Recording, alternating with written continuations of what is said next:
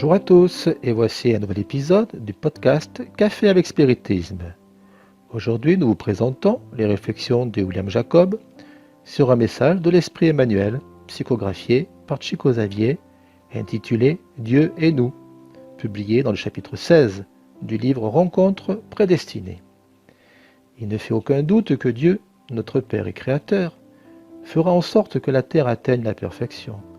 Mais il est nécessaire de découvrir la part du travail qui nous revient, en tant que fils et créatures de Dieu, dans le perfectionnement général qui commence en nous et se répète autour de nous.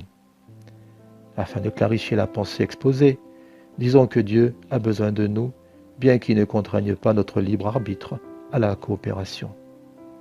Et il est intéressant de noter qu'à travers les opérations que nous appelons nos devoirs immédiats, il est possible de savoir à quelle tâche nous sommes conduits. Aussi, prends le temps de la réflexion pour penser aux charges dont la providence divine t'a chargé, de manière indirecte dans le domaine des occupations quotidiennes. Dieu est la paternité suprême. De ce fait, il aura concédé à ton cœur un ou plusieurs de ses enfants, au sein de la famille, afin que tu l'aides à modeler leur caractère, bien que souvent, tu te retrouves de manière temporaire dans l'oubli absolu de ta personne, pour que l'abnégation atteigne son œuvre complète. Dieu est amour. En raison de pareille vérité, il te demande d'aimer ton prochain, de telle manière que tu te transformes en message vivant de compréhension et de secours fraternel auprès de chaque frère de l'humanité qui partage ton existence. Dieu est miséricorde.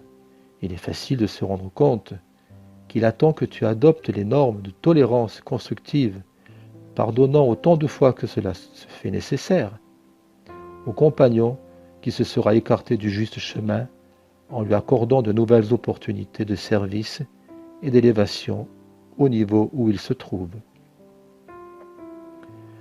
Dieu est travail.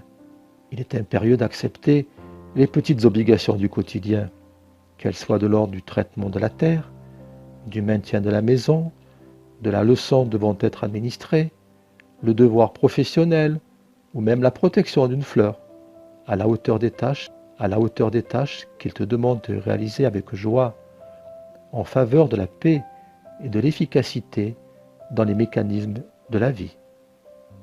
Observe autour de toi et tu reconnaîtras où, quand et comment Dieu t'appelle en silence à collaborer avec lui. Que ce soit dans l'accomplissement des bonnes œuvres, dans le soutien de la patience, dans l'intervention charitable, en d'inquiétants sujets, pour que le mal n'interrompe pas l'édification du bien, dans la parole éclairante ou dans le domaine de la connaissance supérieure, habituellement menacée par l'assaut des ténèbres. Sans l'ombre d'un doute, en aucun endroit et en aucun moment, nous ne parviendrons en essence à rien planifier, organiser, construire, instituer ou faire sans Dieu. Mais il ne y est, dans la moindre activité que ce soit, que Dieu aussi nous attend. Ce beau message d'Emmanuel est une invitation pour nous à regarder le monde et à nous demander où nous pouvons être utiles pour que ce monde soit un peu meilleur. Léon Denis, à la fin de l'introduction du livre, après la mort, a écrit « Mon passage ici-bas n'aura pas été stérile si j'ai contribué à apaiser une douleur, à éclairer une intelligence en quête du vrai, à réconforter une seule âme chancelante et attristée. Il cherchait à toucher une personne et à atteindre des millions de personnes. S'il avait voulu faire cela dès le début, peut-être qu'il n'aurait même pas commencé. Ainsi nous devons faire. Nous n'avons pas besoin de chercher l'approbation de tous. C'est impossible. Mais celle de Dieu est celle de notre conscience. Et cette approbation viendra quand nous nous consacrerons à faire quelque chose avec amour, adressé à au moins une personne, non pas par de grandes actions, mais de petits gestes.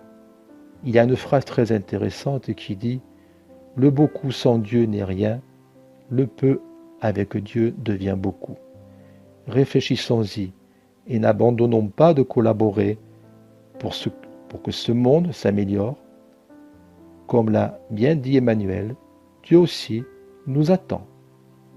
Beaucoup de paix à tous et rendez-vous au prochain Café avec Spiritisme.